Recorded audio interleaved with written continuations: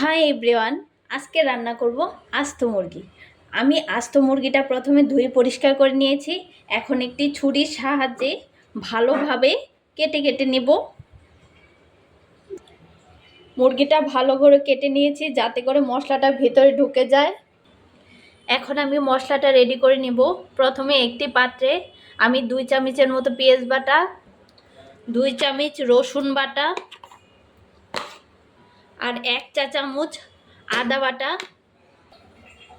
1 packet রাঁধুনি মাংসের মশলা,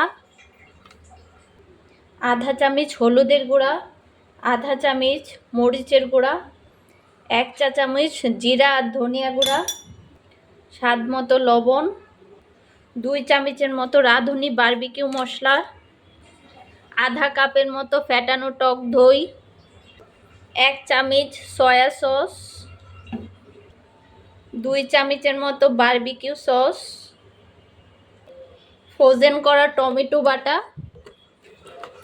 2-3 চামচের মতো দিয়ে দিব। সবগুলো একত্রে ভালোভাবে মিশিয়ে নিব। মশলা তৈরি করে ফেলেছি। এখন কেটে রাখা মুরগির উপরে আমি মশলাটা তৈরি করেছি সেটা দিয়ে ভালোভাবে ম্যারিনেট করে নেব। মুরগির গায়ে ভালোভাবে মশলাটা মাখিয়ে নেব। উল্টে পাল্টে ভালোভাবে মশলাটা মাখাতে হবে যেন ভিতরে সুন্দর করে ঢুকে যায়। মশলাটা ভালোভাবে মাখানো হয়ে গিয়েছে। এখন আমি আধা ঘন্টার জন্য এটা রেখে দিব। আধা ঘন্টা পর চলে এসেছি। এখন আমি একটা চুলায় প্যান বসিয়ে দিব। প্যান গরম হয়ে এসেছে। এখন পরিমাণ মতো তেল দিয়ে দিব। তেলের পরিমাণটা একটু বেশি দিতে হবে। তেল গরম হয়ে এসেছে। এখন খুব আস্তে আস্তে আস্ত মুরগিটা তেলের উপর ছেড়ে দিতে হবে। হালকা তাপে আমি আস্তে আস্তে ঢেকে ঢেকে রান্না করব যাতে ভিতর থেকে সিদ্ধ হয়ে যায়। ঢাকনাটা তুলে নিব। দেখুন কত সুন্দর সিদ্ধ হয়ে আসছে। এখন হালকা করে উল্টে দিব।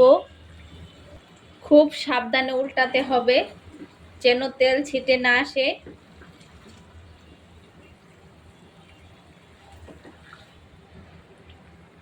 আবার ঢাকনা দিয়ে ঢেকে দেব।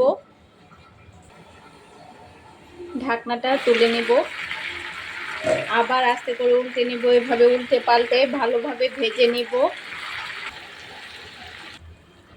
মুরগিটা প্রায় সিদ্ধ হয়ে এসেছে।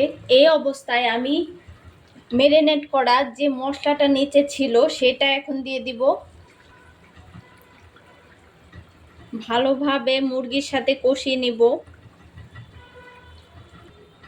পুনরায় ঢেকে কিছুক্ষণ রান্না করব। ঢাকনাটা তুলে নিব। দেখুন আমার রান্নাটা হয়ে গিয়েছে। গ্রেভিটাও কত সুন্দর হয়েছে। এখন আমি সার্ভ করে নেব।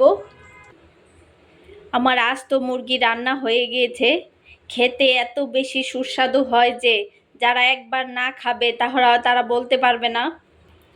আজকের রেসিপি ফলো করে আপনারাও বাসায় তৈরি করে ফেলুন আস্ত মুরগি। ভিডিওটি ভালো লাগলে লাইক, কমেন্ট, শেয়ার দিয়ে ফলো দিয়ে পাশে থাকবেন। বাই।